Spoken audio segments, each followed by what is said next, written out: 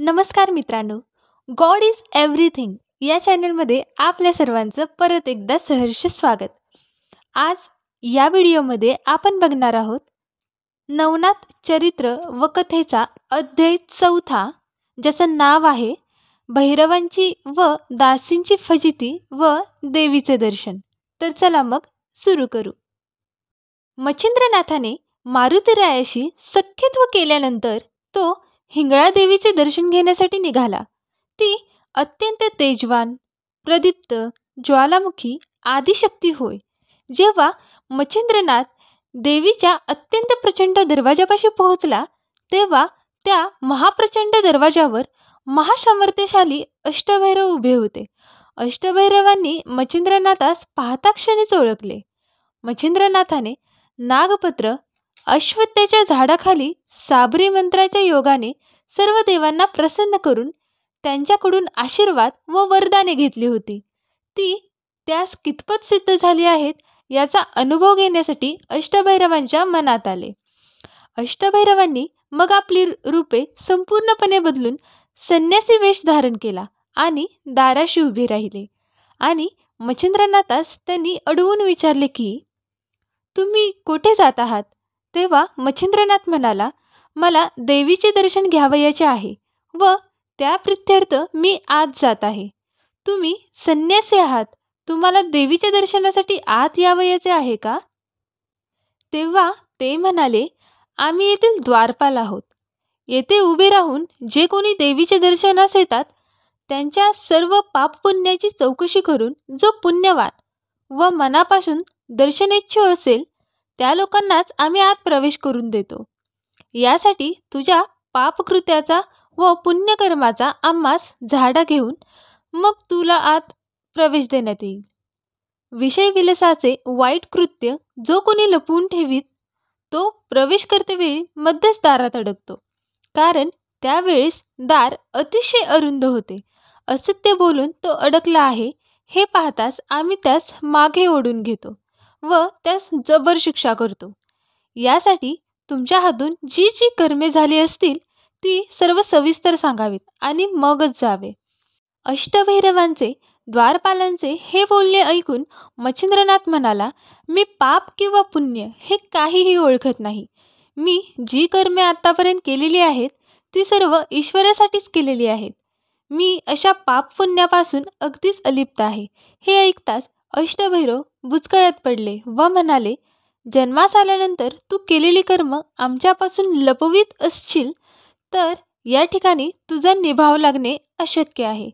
उगाच शिक्षा बघून तुला परतावे लागेल. यासाठी तू जे काही चांगले वाईट कर्म केले असेल ते सर्व आम्हाला सांग व दर्शनासाठी तू आत जा. त्यायोगे तुला अंबा मातेचे यथासांग दर्शन घेता येईल. यावर मच्छिंद्रनाथ म्हणाला, मी प्राणीमात्रांना शासन करण्याकरिता पृथ्वीतलावर अवतार घेतला आहे. माझ्या पुढे तुमच्यासारख्या चिलटांचे सामर्थ्य अतिशय आश्चर्यकारक आहे असे माझ्याने तरी म्हणवत नाही. हे ऐकताच त्या अष्टभैरवांना अतिशय राग आला. त्या क्रोधाविष्ट स्थितीमध्ये त्यांनी आपल्याजवळील त्रिशूळ, फरची, गांडीव, तलवारी, अंकुश, बरीची, गदा, भाले, कुऱ्हाडी अशी तीव्र शस्त्रे घेऊन युद्ध करण्यास तयार झाले. हे पाहताच मच्छिंद्रनाथाने आपल्या हातात भस्म घेतले व जय जय श्री गुरु दत्तराज असे म्हणून त्यास मंत्रून म्हटले की, हे मित्रा वरुणदेवा, माझ्या कार्यासाठी तू तयार राहा. आनिनी, वरुणी, अग्नी, वायू, इंद्रादी देव, गण, गंधर्व इत्यादी करून सर्वांनी या कामामध्ये सहभागी व्हावे. तुम्हा सर्वांना मी मनोभावे वंदन करतो. अशा तऱ्हेने सर्वांना निमंत्रित करून मंतरलेले भस्म 10 दिशांना फेकले. नंतर वज्रपंजर योग म्हणून भस्म लावल्यानंतर त्यांचे अंग वज्राहूनही कठीण बनले. मग मच्छिंद्रनाथ त्या अष्टभैरवास म्हणाला की, तुम्ही आता आळस करून युद्ध करण्यास उशीर करू नका. युद्ध करण्यास तुम्ही तयार राहा आणि जर तुम्ही युद्ध करणार नसाल तर तुम्हाला तुमच्या आईवडिलांची शपथ आहे. हे ऐकून अष्टभैरवांनी अतिशय रागाने आपापली तीव्र अशी शस्त्रे सोडली. ती शस्त्रे मच्छिंद्रनाथास जणू काही गवताच्या काड्यांप्रमाणे भासली. त्या शस्त्रांस मच्छिंद्रनाथाने जुमानले नाही, पण त्यामुळे तिन्ही लोकी थरकाप उडून गेला. त्यावेळी वासव शक्ती सोडण्यात आली. त्याच्या घनगंभीर आवाजामुळे ब्रह्मांड दणदणून गेले.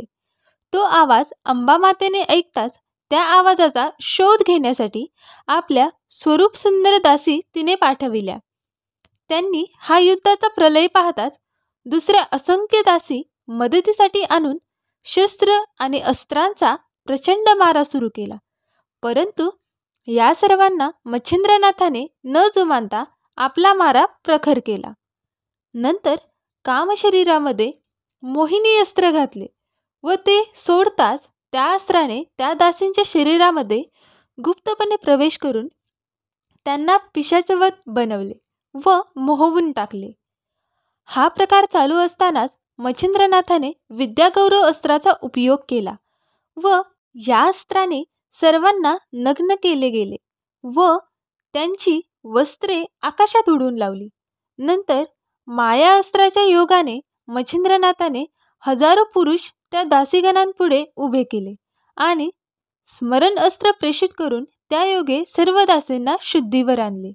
त्यावेळी समोर हजार पुरुष पाहताना आणि आपण नग्न आहोत हे लक्षात येताच त्या दासी लाजल्या आणि दिसेल त्या दिशेस रानोमाळ पळत सुटल्या. अशा परिस्थितीमध्ये त्या पळत असताना अत्यंत घायाळ मरणमुख अवस्थेत पडलेले भैरव त्यांनी पाहिले. मग त्या दासी पळत पळत अंबामातेकडे आल्या. त्यांची ती अवस्था पाहताच अंबा आश्चर्यचकित झाली.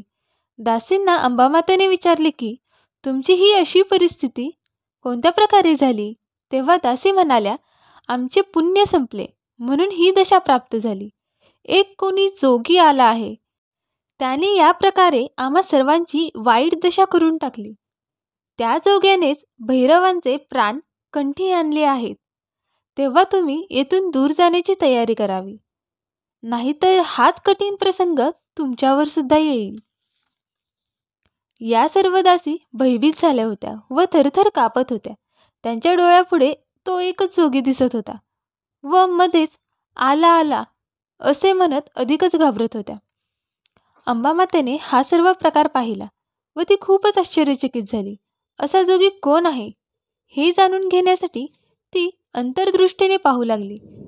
तेव्हा तिच्या लक्षात आले की प्रत्यक्ष कवी नारायण जो मच्छिंद्रनाथ या नावाने अवतार घेतला आहे तो जोगी म्हणून आलेला आहे.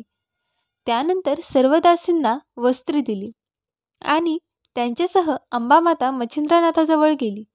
तिने अतिशय प्रेमाने मच्छिंद्रनाथास हृदयाशी धरले. तेव्हा तो अंबामातेच्या पाया पडला. अंबेने त्याला मांडीवर घेऊन बसविले व त्याच्या पराक्रमाची स्तुती केली. नंतर तिने भैरवांना सावध करण्यास मच्छिंद्रनाथास सांगितले. मच्छिंद्रनाथाने मग वाता आकर्षण अस्त्र मागे घेतले. त्याचबरोबर भैरव सावध झाले. त्यांनी पाहिले तो मच्छिंद्रनाथ अंबामातेच्या मांडीवर बसला आहे. त्यांना सर्व माहिती कळताच तेही मच्छिंद्रनाथाची स्तुती स्तोत्रे गाऊ लागले. तदनंतर त्यांनी अंबेस मच्छिंद्रनाथाने नाग अश्वत्थाखाली सर्व दैवते प्रसन्न करून त्यांचे आशीर्वाद घेतले आहेत ही कथा सविस्तर सांगितली. भैरवांचे बोलणे ऐकून ती मच्छिंद्रनाथास म्हणाली की मला तुझा पराक्रम पाहावयाची इच्छा झाली आहे, तरी तू तो दाखव. तेव्हा मच्छिंद्रनाथ म्हणाला, हे अंबामाते, तू सांगशील तसे मी करेन. अंबामातेने मग पर्वत आकाशात उडवून लावायचे व पुन्हा मूळच्या जागी आणून ठेवावयास सांगितले. त्याचप्रमाणे मच्छिंद्रनाथाने वातास्त्राची योजना करून विभूती मंत्रून ती पर्वतावर फेकली. तेव्हा तो पर्वत आकाशात गरगर फिरू लागला.